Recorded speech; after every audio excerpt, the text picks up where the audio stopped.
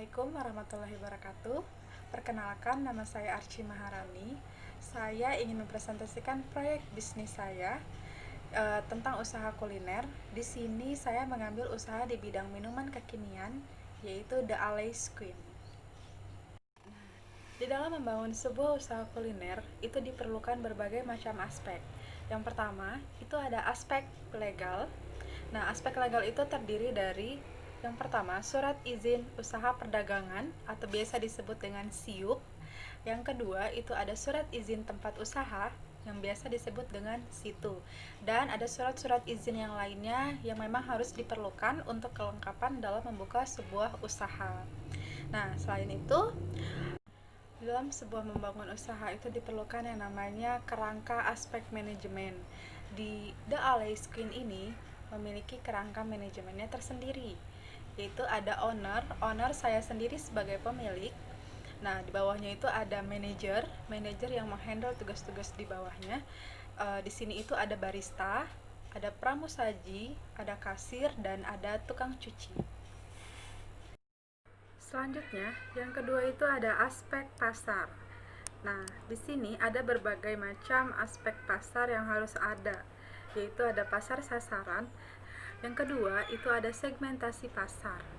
Segmentasi pasar itu terbagi tiga, ada segmentasi pasar demografi, yaitu mulai dari anak-anak, remaja, hingga orang dewasa dari semua kalangan profesi itu bisa menikmati The Alice dengan rentang usia mulai dari 11 hingga 60 tahun. Yang kedua itu ada geografi. Nah, geografi ini masyarakat yang tinggal di daerah Karawang, khususnya di daerah sekitar Galuh Mas. Nah, yang ketiga ada segmentasi psikologis, yaitu menyesuaikan dengan perkembangan zaman, yang lebih kekinian, yang lebih hits, dan lebih cocok dengan gaya hidup masyarakat anak milenial. Selanjutnya itu ada pesaing. Nah, di sini pesaing dari The Alice itu bisa dikatakan setara dengan si boba, gulu-gulu, dan haus. Selanjutnya, yang ketiga itu ada strategi bauran pemasaran. Di sini ada berbagai macam ya, ada beberapa, itu ada 4. Yang pertama ada produk. Yang kedua itu ada dari segi lokasi. Nah, yang ketiga itu ada harga. Nah, yang selanjutnya itu ada promosi. Selanjutnya itu ada aspek teknis dan teknik. Di sini teman-teman bisa lihat ya, atas itu ada metode penilaian hasil value. Nah, di sini itu ada beberapa kebutuhan.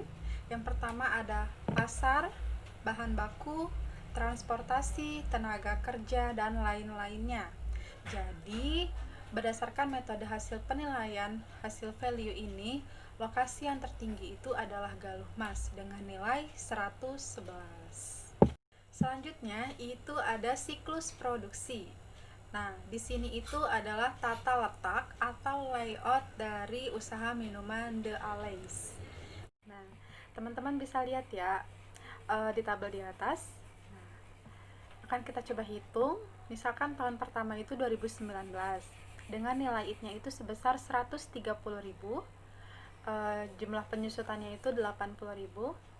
Kenapa 80.000? Sedangkan yang tadi penyusutannya itu 80 juta. Nah, di sini kita kecilkan saja nilainya jadi 80.000 supaya tidak terlalu besar nilainya. Nah, jadinya 80.000 penyusutannya. Kas bersihnya itu 210. Dari mana? Nah, 130 ditambah 80 maka akan menghasilkan kas bersih sebesar 210.000.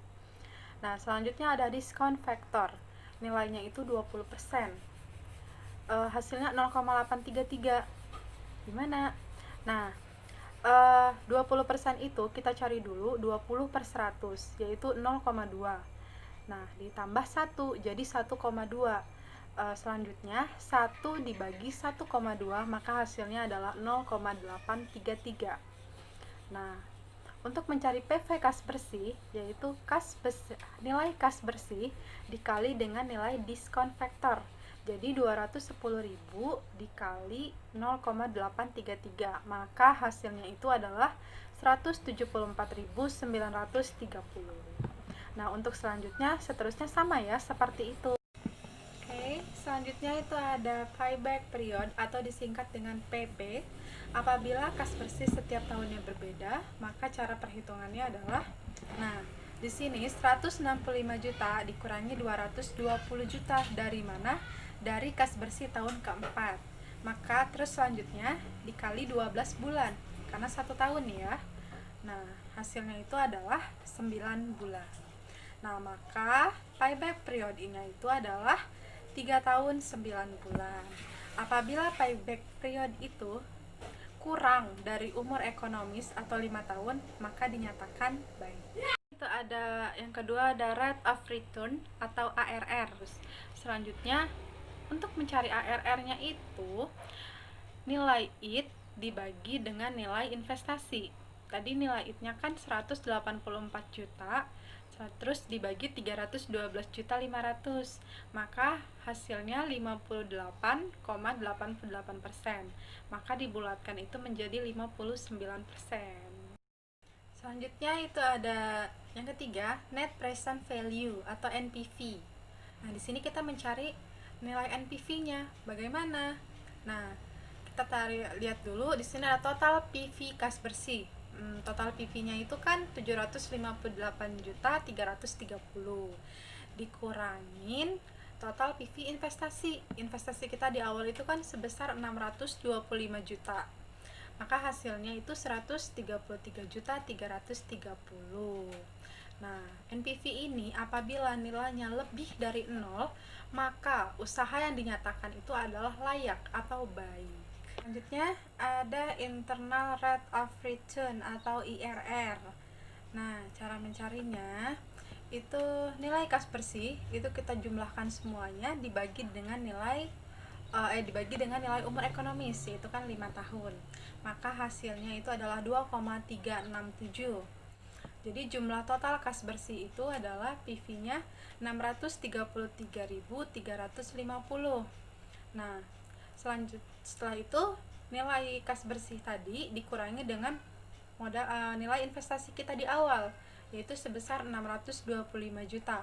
Maka hasilnya itu harus positif ya teman-teman. Nah, di sini hasilnya positif sebesar 8.350.000. Untuk perhitungan yang kedua itu nilai NPV-nya dengan perhitungan DF sebesar 30%. Untuk kas bersihnya di sini jumlahnya itu sebesar 620.040. Nah, di sini nilai NPV-nya itu harus negatif. Sudah kelihatan jelas ya teman-teman bahwa nilai NPV lebih kecil dibanding dengan investasi tadi. Jadi 620.040 dikurangi modal investasi kita yang tadi. Investasi yang tadi itu sebesar 625. Jadi hasilnya itu negatif, yaitu sebesar minus 4.960. Setelah kita mengetahui hasil nilai NPV dari DF 28% dan DF 29%, maka kedua nilai DF tersebut kita gabungkan.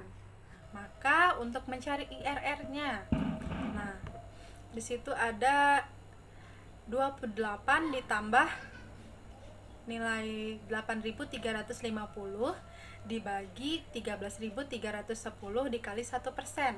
Maka 28 ditambah 0,0062%, hasilnya itu 28.00621, maka dibulatkan menjadi 28%. Selanjutnya ada Profitability Index atau disingkat dengan PI. Nah, di sini nilai PI itu harus lebih besar dari 1 biar bisa diterima dengan baik.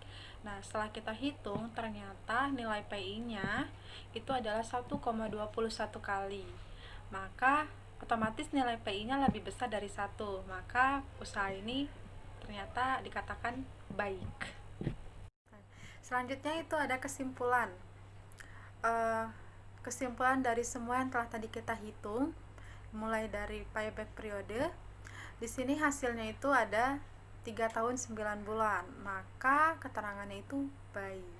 Selanjutnya ada average rate of return atau ARR, nilainya itu 59%, keterangannya juga baik.